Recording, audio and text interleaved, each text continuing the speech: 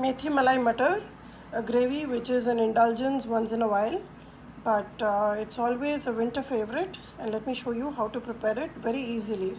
12 cloves of garlic, chop 2 medium-sized onions, reserve 1/2 for sauteing, and the rest goes into the bowl. Green chilies, this is about 4 to 5 Thai chilies. This is the main source of spice in this dish. A 2-inch piece of ginger, this is already shredded.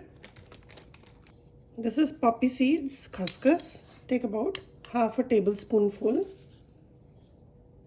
I'm adding 3 cubes of cashew nut paste. If you don't have this, just add about half a cup of cashew nuts in this bowl. Half a teaspoon of black pepper. I'm going to boil all these ingredients. I put water inside the pressure cooker. I'm going to close it and take about 3 to 4 pressure whistles. These ingredients that is put to steam right now are the base for your gravy. Take 1.5 cups of frozen peas. As the winter settles in, we start using a lot of methi, but here we get methi year round in these frozen packets. Now this is how it looks, and you get about 8 cubes in each packet. I'm going to use 1 full packet today because I'm making a large batch. If you're making a smaller batch, just cut all the ingredients by half and it'll still work out really well. Put some hot water in the frozen peas and keep it ready so that it can thaw. Take a kadai and I'm heating up some water here, and I'm going to boil these methi cubes. Now these were thawing overnight and I'm going to just boil them just to remove the little bit of bitterness that they have. It won't completely remove it, but a large part of it will be gone. Just boil it till it comes to a rolling boil and drain it out.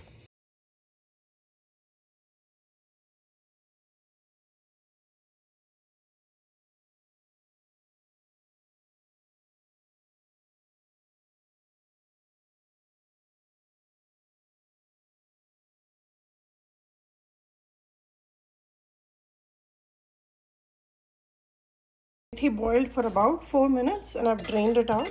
Keep this aside. Here is the half of an onion which I've chopped further finely.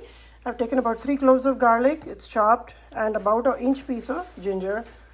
These are the things that will go into the tadka. I'm going to prepare this curry in the vessel. I'm going to take it with me. Now this is a large batch.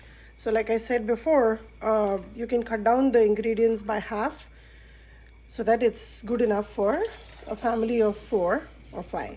Heating up about 3 tablespoons full of peanut oil, and here goes another tablespoonful of ghee. Once that's heating up, add about a tablespoonful of cumin seeds. This is the only tadka ingredient I'm going to add here. Once that pops, I'll add the onion, garlic and ginger.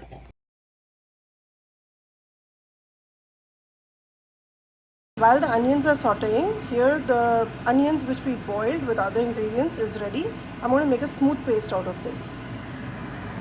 As the onions have sauteed really well, you can see that the garlic has become nice and golden, the onions are translucent. Add the methi that we blanched. Now I just need to saute this for a few minutes before I add the gravy that I've just ground. So mix it well. Just want to get the little bit of the bitterness out which might be left after the blanching. Add some salt. I'm adding about 2 teaspoons right now, and then towards the end we will taste and adjust. Mix it well. Just saute it for another minute.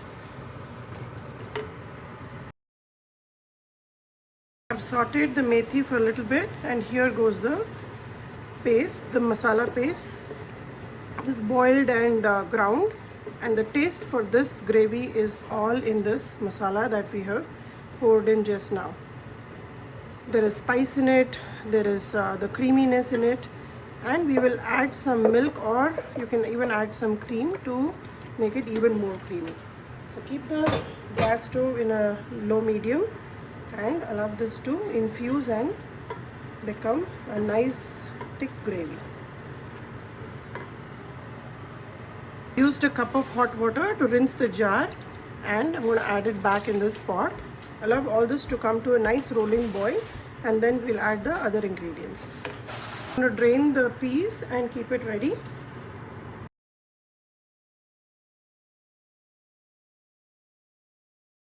add about 1 teaspoonful of coriander seed powder, that is for the flavoring. Besides that, I'll add 1/3 teaspoon of pure garam masala. These are to flavor the gravy itself. We did not add any whole spices because this gravy is very rich and creamy, and we don't want any spices to come in the mouth and be of a pain. So we add everything as in a powder form, so that it's just a very smooth and silky gravy to have with naan and jeera rice. So mix this well. Allow this gravy to boil for at least 5 to 7 minutes. I'm going to set it up on the timer. It's been about 5 minutes since this gravy has been boiling, and you can see that slowly the ghee and oil is separating on top. Mix it really well, and now I'm going to add some sweetness to this gravy. This is not one of your everyday gravy because it's very rich. I'm adding about 4 tablespoonful of jaggery powder. Now, like I said, this is a larger quantity, so which is why I'm making it in this measurement. But if you were to reduce, just cut it by half and it will be perfect for a family of 4 to 5. Mix this well and let it continue to boil. Now I'm going to add half and half to this. You can add cream if you have. This is pretty rich gravy. I'm going to eyeball about 1 cup of half and half here.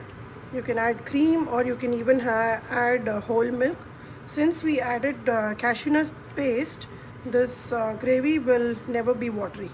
As it cools, it will continue to thicken. And like I mentioned, this is one of gravy which you can enjoy with friends and family for a party. But this is not one thing I would make on a daily basis. If you have the ground paste, the white paste that we prepared, you can prepare not just Methi Malai Mutter, you can make Nawabi paneer, you can make Nawabi chicken and all that. So the base gravy for that is the things that we boiled at the early part of this video. So allow this to come to a rolling boil.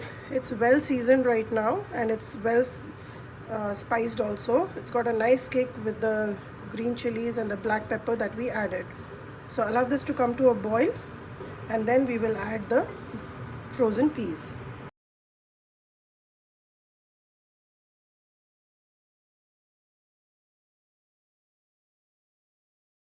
Gravy has been boiling for about 7 minutes now, and you can see how nicely thick and creamy it is. And as I turn it off and as it cools, it is going to continue to become thick. So I'm just diluting it with a little bit of whole milk, maybe about 1/4 a cup. And at this stage, you can check for seasoning. I've already added the frozen peas, which we thawed. Now mix this well. Check for seasoning. You can add salt or the jaggery powder, whichever one you like. Now in the restaurant, sometimes they add mawa, which is milk solids, and in our case we have not added that because we made cashew nut paste and we added that. So that will keep the gravy very thick. It will mimic the same taste of milk solids, which is mawa. And we've also added half and half, which is going to make this gravy very, very rich. So let me check for seasoning. I'm adding just a little bit of salt, and that's perfect. Now if you feel that the spice level is less and you want to make it a little bit more spicy, the only way you could probably do is grind some green chilies and add. Otherwise, everything should have been added in the paste which we boiled earlier. There's really nothing else we add. This is not a tomato based gravy. This is purely milk and onion based gravy, and that's how this comes together. At the end, I'm going to give it a little bit of a tadka in butter.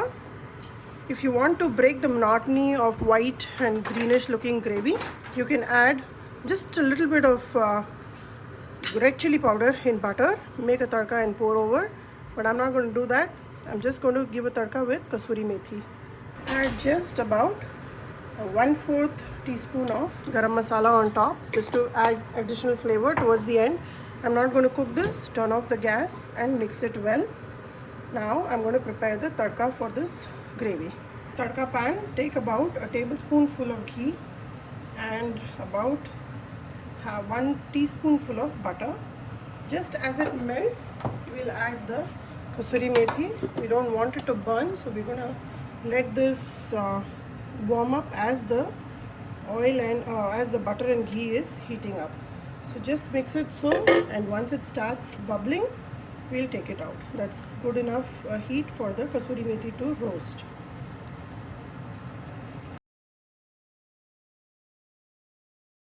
That's Methi Malai Mutter for you from my kitchen. Enjoy this recipe, give it a try, and let me know how this turned out for you.